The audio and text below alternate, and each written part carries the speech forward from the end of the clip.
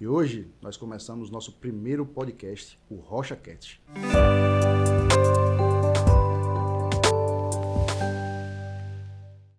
É com satisfação enorme que eu estou aqui com vocês, com o pessoal que trabalha comigo.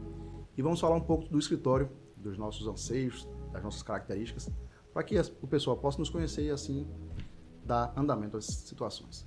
Eu sou o Daniel Rocha, eu sou sócio fundador do Rocha Consultoria e Advocacia, um escritório que é formado há mais de 12 anos. Hoje nós estamos atendendo a praticamente todas as especialidades, de civil, trabalhista, previdenciário, cada um com o seu responsável. E aqui hoje a gente vai falar um pouco sobre isso. Eu vou passar a palavra agora para o meu querido João. Bom dia, boa tarde, boa noite, boa madrugada para vocês que nos assistem. Eu me chamo João Carvalho, sou advogado trabalhista com atuação especial para a reclamada. Vamos lá, Iris, você? Olá pessoal, tudo bem? Eu sou Iris, eu sou estagiária aqui do Rocha Advocacia há mais de um ano e hoje nós estamos aqui para falar sobre isso, sobre a missão do escritório, os nossos valores, as nossas práticas e compartilhar um pouquinho do nosso dia a dia para vocês. E a nossa mais nova componente, Hanna. Olá, me chamo Hanna Bonner, sou advogada especialista em previdenciário, advogo há mais de 6 anos e é uma satisfação enorme chegar como parceira desse escritório. Sei que temos muito ainda a trabalhar, muita coisa a se fazer e é uma honra para mim atuar em previdenciário porque a gente tem a possibilidade de transformar vidas. Isso é uma recompensa assim, que vai além de qualquer recompensa financeira. E eu espero que vocês possam sentir isso comigo, essa energia boa de poder transformar vidas.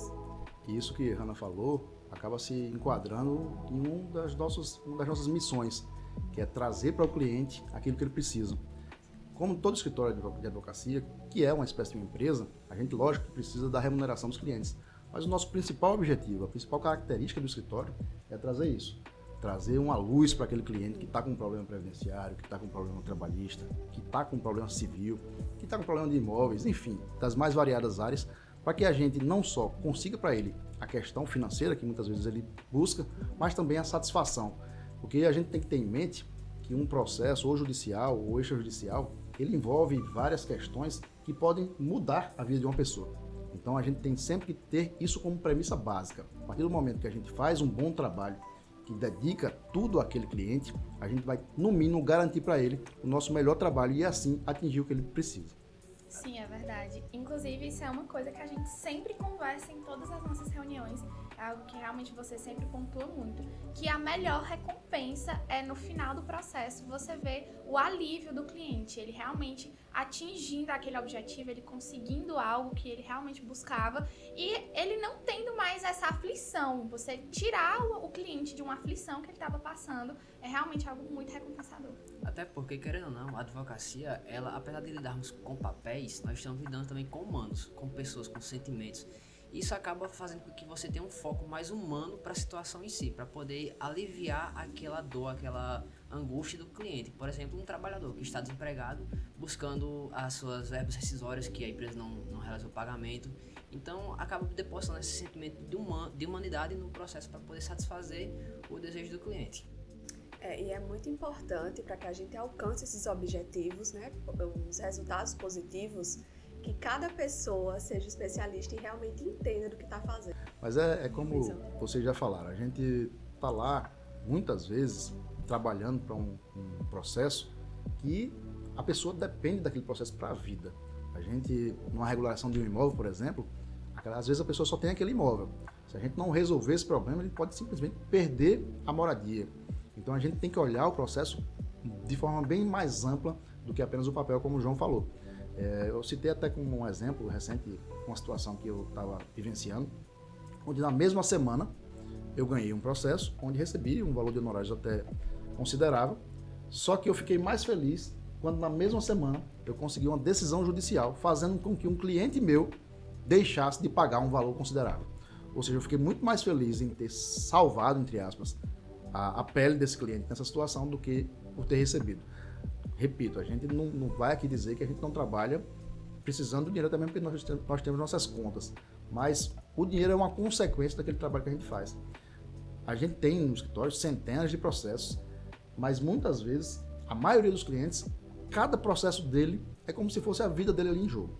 Por mais simples que seja, tanto é que alguns clientes são mais ansiosos, que ficam o tempo inteiro querendo saber o andamento dos processos, porque aquilo ali realmente vai afetar bastante a vida dele. Hannah, como previdenciarista, ela tem um papel extremamente importante. Uma pessoa que está lá, que passou a vida inteira trabalhando, pagando sua previdência privada ou pública, e no final do momento, quando vai pedir para o INSS a aposentadoria, eles negam por qualquer razão, aquilo ali acaba com a pessoa que trabalhou 20, 30 anos, já está no limite de estafa mental e física, no momento que teria para descansar e receber o auxílio do governo, acaba sendo negado. Aí tem que procurar a Hannah, tem que procurar o advogado especialista para garantir. E aí sim é onde a gente tem que entrar, e tem que entrar sempre com afinco. Eu sempre defendo lá no escritório e tento incutir isso na cabeça de todos que trabalham lá, que a gente tem que trabalhar sempre primando pelo melhor. E para isso a gente tem sempre que começar com o planejamento, com a organização, com a divisão de atribuições.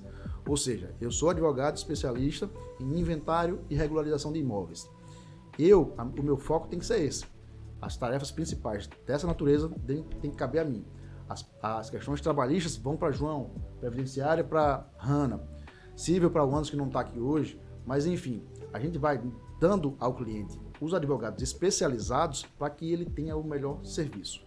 Por mais que a gente diga que o escritório ele atende a várias áreas, não é que eu atendo a várias áreas. Eu não atendo a várias áreas. A gente faz uma divisão de tarefas, onde cada um, na sua especialidade, vai garantir o melhor trabalho para o cliente.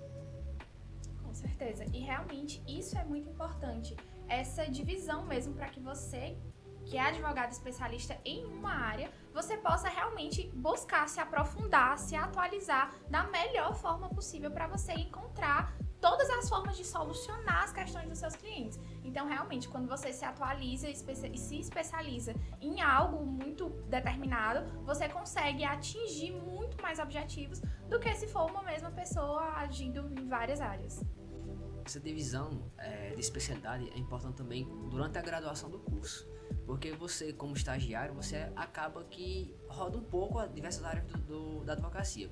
Eu, por exemplo, eu gosto muito de citar isso quando eu converso com as pessoas, sobre a minha trajetória do direito em si. Eu, quando terminei o ensino médio, veio aquela indecisão, aquelas perguntas: meu Deus do céu, o que é que eu vou fazer agora da minha vida?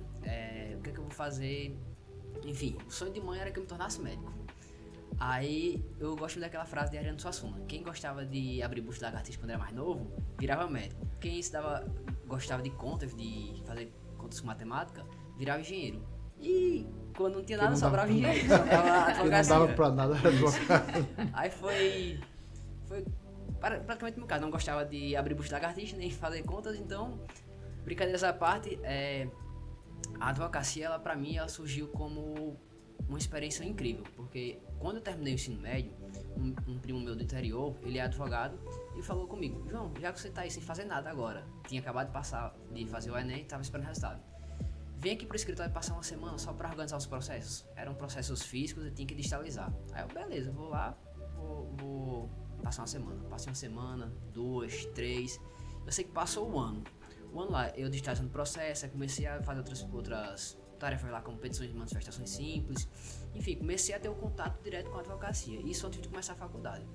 Quando começou o curso, aí eu me apaixonei por completo pelo direito. Fiquei até o 4º período na faculdade, veio a pandemia, eu tive que voltar pro interior. Aí lá no interior, durante acho que uns 2 anos, eu acabei que voltei para esse outro escritório, já como estagiário, e comecei a ter um contato maior com as empresas, na parte trabalhista, conversando com clientes, com reclamantes, fazendo petições iniciais. Enfim, comecei a ter esse contato maior com o direito do trabalho e passei a gostar. Só que aí eu pensei, quando acabou a pandemia, eu voltei para a faculdade aqui presencial. Pensei, eu vou tentar procurar outras áreas da advocacia e ver qual eu acho melhor. Foi quando eu rodei na parte de direito imobiliário, já estagiei também no CREA, na parte administrativa, só que eu realmente me encontrei no direito trabalhista, quando eu senti essa vontade de poder ajudar as outras pessoas, ajudar os trabalhadores por meio da advocacia, garantindo assim os seus direitos. Isso é muito interessante, João, porque isso é algo que eu falo até para algum estagiário, estudante de direito que está nos assistindo agora, que é muito importante você ter isso de rodar por várias áreas até você ver uma área que você se encontra. Eu também já estagiei em um outro escritório antes de estagiar aqui no Rocha, E assim, o que eu digo é vocês busquem realmente um lugar que vocês se encontrem. Que vocês se encontrem, que vocês se sintam fazendo a sua missão de vida. Então, por exemplo, eu hoje aqui no escritório tenho realmente uma honra de trabalhar aqui, de estagiar aqui, porque é muito valoroso você estar num lugar onde reconhecem o seu valor, onde você sabe que você pode agregar valor e, acima de tudo, você tá num lugar que você acredita verdadeiramente no trabalho das pessoas que estão ao seu redor. Isso é algo que faz... Essa fala é bem pertinente, porque quando você se encontra em uma área, quer ser especialista naquilo, é engraçado como muda a sua perspectiva de vida, inclusive. O direito previdenciário é, para mim, muito mais do que causas contra o INSS, ou quando for um regime próprio ou outras entidades. É poder atuar na área social, é pegar naquela ferida do cliente. Tem muita gente que passa necessidade, que realmente precisa de um benefício, de um amparo assistencial, que é aquele benefício pago pelo INSS. E aí, quando a gente vê muitos absurdos, a pessoa realmente tendo que vender um móvel da casa para poder pagar as contas, a gente entende que é muito mais, que o mundo é muito mais do que a nossa bolha, sabe? Isso mudou muito para mim. E é importante porque o INSS, aliás, o direito previdenciário, ele não é só causas de aposentadoria. A gente mexe também com questão de auxílio-doença, os benefícios assistenciais, auxílio-acidente. É todo um amparo, uma estrutura que é fornecida pelo governo para amparar aquele trabalhador, aquele segurado. E num momento de muita vulnerabilidade, Exato, né? E você poder proporcionar isso é muito bom. E essas questões que vocês já falaram, é importante que todo mundo passe por essas etapas até se tornar um advogado, um magistrado, enfim, na área do jurídica, porque, na realidade, a maioria dos jovens não sabe o que vai querer fazer. Quando eu fiz direito, eu fiz convicto que queria fazer direito. Mas, na época, eu passei por um teste vocacional e o resultado foi que eu era da área de exatas. Aí eu fiz, acho que uns 3 ou 4 vestibulares nesse ano e um deles eu coloquei, engenharia mecatrônica. Só pra seguir ali. Não dizer que não colocou. Graças a Deus eu não passei. Graças a Deus eu não passei. Eu não tinha certeza, mas eu tinha uma predileção por essa área, enfim, por questões de justiça, eu gosto muito de justiça. Apesar de que o termo justiça hoje é um pouquinho questionável, mas enfim. Quando você define a faculdade é o primeiro passo. Mas quantas pessoas no meio da faculdade saem porque não era aquilo que queria? Então é extremamente normal uma pessoa entrar em um curso sem saber se realmente é aquilo que vai ser o resultado de sua vida, porque você não tem conhecimento real. Muita gente de fora que vê direito pensa que é aquela coisa de filme de Hollywood, quando na realidade não é. E ainda tem outro ponto, quando você entra na faculdade tem aquela outra definição que você tem que ter. O que é que você vai fazer? Você vai ser advogado? Você vai fazer concurso para analista? Você vai fazer para técnico, para magistrado, para Ministério Público? Da minha faculdade, de 40 pessoas que se formaram, advogado efetivamente só sou eu. Sério? De 40, o resto partiu para concurso público. Então, é aquela questão, mas eu sempre gostei. Só fiz um concurso na época da faculdade, só para dizer que eu fiz, porque também eu estava no meio do curso, fiz para ver se passava e tinha alguma remuneração, algum cargo técnico no Tribunal de Justiça. Mas somente isso, porque eu já tinha definição. Mas por quê? Porque eu já estava começando a estagiar. E aí no estágio você começa a conhecer o que é a advocacia. No estágio é onde você vai ter a definição de qual área que você quer. Eu acho que todo estagiário, quando entra no escritório, ele faz tudo. Ele tem que fazer tudo também para aprender e ver o que é que gosta. Muitas vezes para o escritório serve porque ele vai resolver tudo, mas ali o principal ponto de um estágio não é ele ser remunerado. Não é um trabalho, estágio não é um trabalho. Estágio é aquele momento que você vai aprender realmente, na prática, como é que funciona e o que é que você vai se enquadrar para trabalhar. E aí eu passei pelo estágio, comecei a estagiar no 5º período até o 10º, me tornei sócio do escritório onde eu era estagiário, passei ainda, acho que uns 4 anos com esse escritório, mas entendi que haveria uma necessidade de voar com minhas próprias asas, como se diz, né?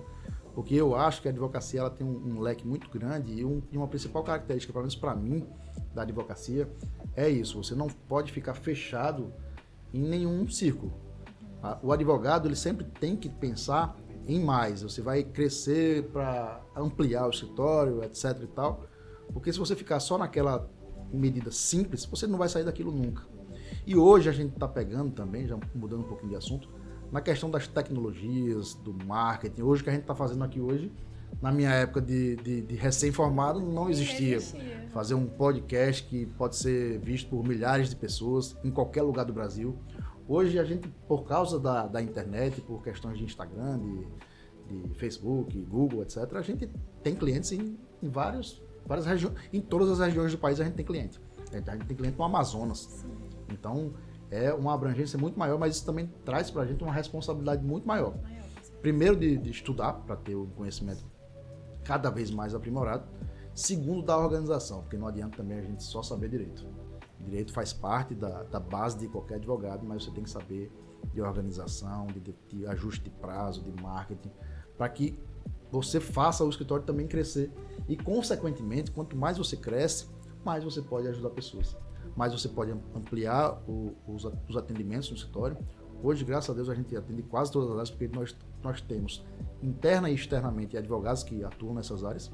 E a gente tem sempre que tentar trabalhar juntos. Um ponto que eu falo sempre para todo mundo que entra no escritório é que ninguém trabalha sozinho. E a comunicação ela é essencial. Porque às vezes, como a gente estava falando um pouquinho antes do programa, Hannah, chegou para você um caso que não é da sua área, mas que, conversando aqui comigo, pode ser que a gente consiga ajustar lá no escritório, porque a gente já tem uma certa experiência nisso. Então é isso, a gente vai conversando para se ajudar. O advogado também não pode ser visto só como um concorrente, apesar de ser um concorrente, mas a gente também tem que ter esse alinhamento para aumentar parcerias, para aumentar trabalho e, consequentemente, todo mundo ir crescendo e ajudando mais pessoas. Sim.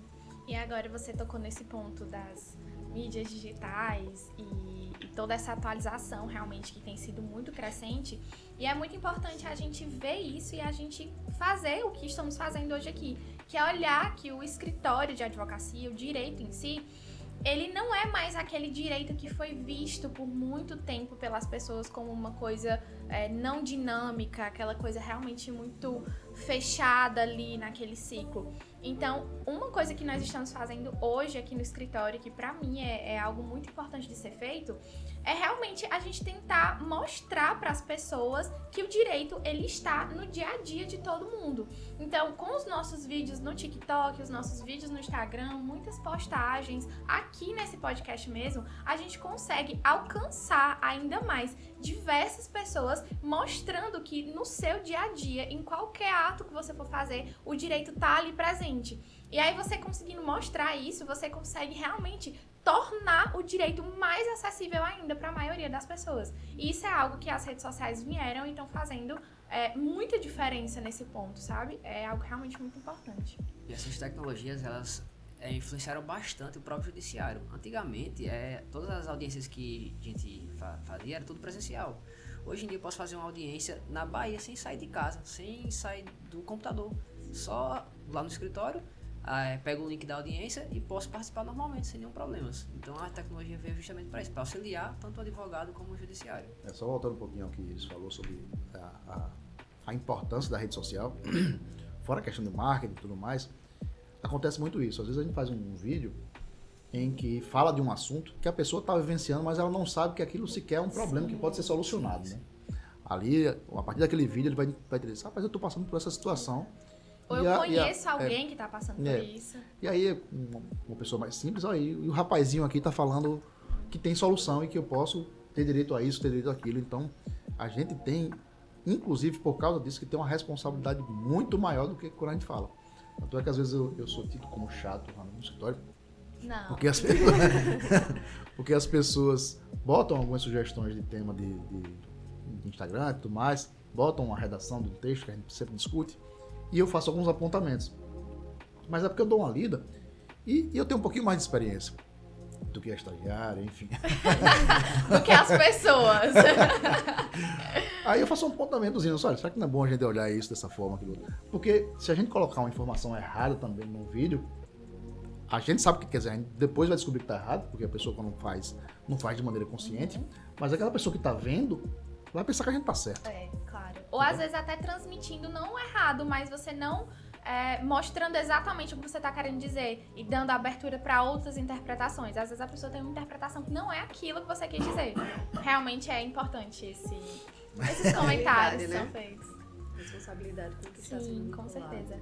É algo realmente que a gente faz. Então, muitas vezes o pessoal pode ver os nossos vídeos, eu que faço uns vídeos mais interativos, uma fofoquinha jurídica, uma coisa que aconteceu na semana, uma traição e tal. E muitas vezes as pessoas podem pensar que é algo mais leve, na brincadeira, e realmente eu tento trazer mais esse dinamismo, porque é algo que é da minha personalidade. Eu acho que é importante você colocar a sua personalidade no seu trabalho. Mas assim, por trás é algo muito sério, é realmente um trabalho sério, é algo que a gente senta, analisa, estuda o caso, estuda o que aconteceu, eu vejo, reviso, faço um script, mando pra todo mundo, pro pessoal revisar. Dr. Daniel sempre faz apontamentos, tem mudança na fala, a gente grava, regrava. Então, mesmo sendo uma coisa dinâmica, é um trabalho à parte, é algo que a gente leva muito a sério. Muita gente não sabe disso, né? Muita gente não sabe. Um vídeo de 30 segundos, É um a gente trabalho. passa uma tarde preparando e preparando. gravando para entregar um material adequado para atingir o objetivo desse material. Exato. Lá a gente não está vendendo serviço, a gente está trazendo informações para as pessoas. E é isso. Mais alguma coisa, pessoal? Ou a gente encerra esse primeiro por hoje? Eu acho que tá Tudo certo? Então pronto, hoje a gente encerrou o nosso primeiro... hoje nós encerramos o nosso primeiro podcast, que serviu apenas realmente para uma breve apresentação de parte da nossa equipe. Ao longo do tempo a gente vai trazendo outras pessoas que trabalham no escritório, com outros assuntos mais específicos. A gente vai trazer uma rodada de direito previdenciário, de direito trabalhista, de assuntos gerais, de direito civil, para que a gente possa continuar nessa linha de trazer informações e ajudar ao máximo a maior parte de pessoas possíveis. Muito obrigado a todos. Se quiserem fazer alguma consideração pessoal. final. Muito obrigada. Quero agradecer a todo mundo que assistiu. Quero agradecer também a vocês, doutor Daniel, pela oportunidade de sempre. É muito bom discutir sempre com vocês. Eu admiro muito o trabalho de cada um. E é isso. Espero que nós possamos fazer isso muitas outras vezes. E não se esqueçam, curtam, comentem e compartilhem. Olha aí. Eu disse, Ele tem. eu disse que ele tem um blogueiro na veia. É bom. A gente é bom para